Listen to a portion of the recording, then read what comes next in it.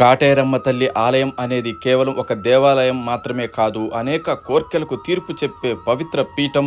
ఇది కర్ణాటక రాష్ట్రం బెంగుళూరు నగరానికి సమీపంలోని హొస్కోట్ తాలూకాలోని కంబలిపుర గ్రామంలో ఉంది. 300 సంవత్సరాల నాటి చరిత్ర కలిగిన ఈ దేవాలయం రోజు రోజుకి విశ్వాసంతో నిండి భక్తుల రద్దీకి కేంద్రంగా మారుతుంది.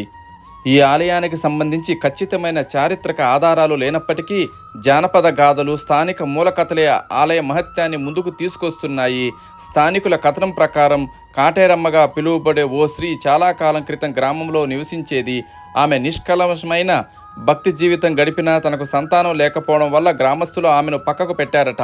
దానికి బాధపడిన ఆమె అరణ్యంలోకి వెళ్ళిపోయిందని, ఆ తర్వాత ఆమెకు దివ్య రూపం లభించిందని నమ్మకం.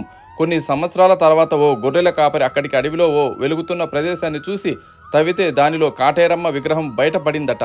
అప్పటి నుంచి ఆమెను శక్తి స్వరూపినిగా పూజించడం మొదలైంది.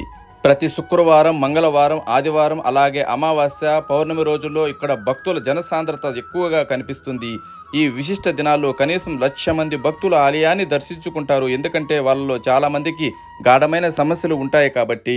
ఉదాహరణకి 15 ఏళ్లైన సంతానం లేనివారు, వివాహం జరగని యువత, ఆరోగ్య సమస్యలు, వ్యాపార నష్టాలు, శాప బాధలు, మంత్రతంత్ర భూత బాధలు, ఇలాంటివి అన్ని రకాల బాధల పరిష్కారానికి కాటేరమ్మ తల్లి ఆశ్రయం మాత్రమే సమాధానం అని భక్తుల నమ్మకం. ఇక్కడి విశిష్టతల్లో ఒకటి పూర్ణఫలం. ఇది ఎర్ర రంగు బట్టలోని టెంకాయగా ఉంటుంది. సమస్య ప్రకారం మంత్రాన్ని, ప్రదక్షిణల సంఖ్యను ఆలయం అధికారులు సూచిస్తారు.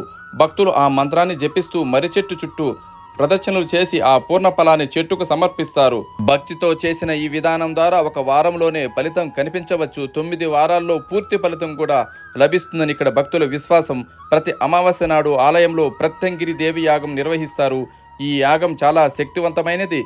ఇందులో ఎండు మిరపకాయలు, తెల్ల సాసులు, మిరియాలు, ఉప్పు, 108 సమిత్తులు వంటి ప్రత్యేక పదార్థాలతో యజ్ఞం జరుగుతుంది. ఈ యాగం 4-5 గంటల పాటు సాగుతుంది. 5 అమావాస్యల పాటు యాగంలో పాల్గొనడం వల్ల అశుభాలు, దోషాలు తొలగిపోతాయని నమ్మకం ఉంది. తర్వాత తల్లి వాగ్దానం రూపంలో భక్తుల ప్రశ్నలకు సమాధానం ఇస్తుంది.